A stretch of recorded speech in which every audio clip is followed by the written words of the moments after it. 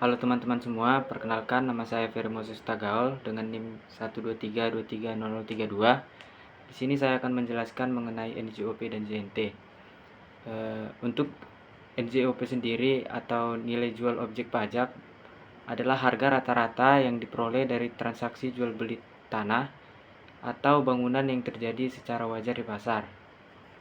Yang kedua, JNT atau zona nilai tanah.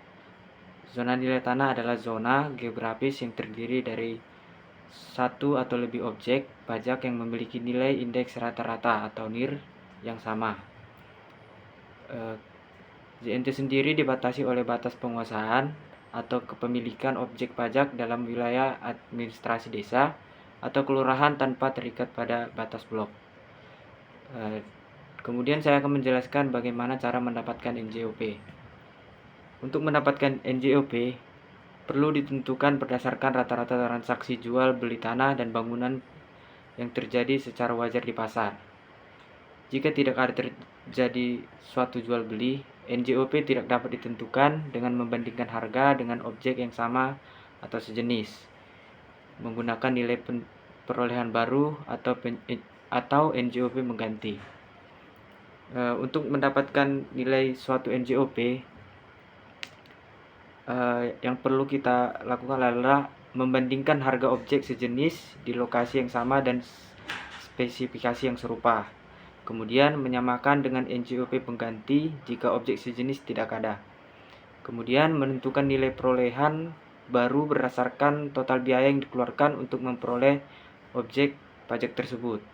Yang kemudian di sini saya akan menjelaskan mengenai cara mendapatkan JNT. Untuk mendapatkan JNT sendiri perlu dilakukan pembuatan peta JNT dengan mengelompokkan bidang tanah yang memiliki nilai tanah relatif sama berdasarkan data transaksi, harga tanah, dan NJOP. Kemudian perlu menentukan batas JNT mengacu dan peruntukan tanah, penggunaan lahan, dan aksesibilitas suatu wilayah. Kemudian data yang digunakan meliputi peta wilayah, data transaksi dan kantor pelayanan PBB, data penggunaan tanah dari Bapeda, serta data teknis dari BPN.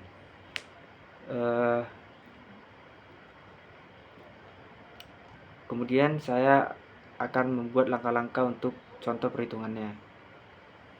Untuk perhitungannya sendiri, yang perlu kita ketahui adalah luas tanah dari zona nilai tanah tersebut dan nilai rata-rata NIR tanah tersebut. Kemudian luas tanah, bangunan yang berdiri di atas tanah, kemudian nilai bangunan per meter, NJOP atau nilai jual objek pajak, atau nilai jual objek pajak yang tidak kena pajak.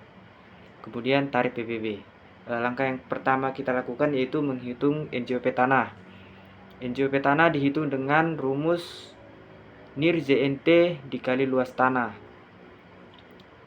Kemudian langkah kedua menghitung NJOP bangunan. Nilai bangunan per meter dikali luas bangunan. Kemudian kita menghitung total NJOP. NJOP tanah ditambah dengan NJOP bangunan. Kemudian menghitung NJOP PBB yang kena pajak, yaitu dengan cara total NJOP dikurang dengan NJOP TKP atau yang tidak kena pajak. Kemudian langkah terakhir yaitu menghitung PBB terutang.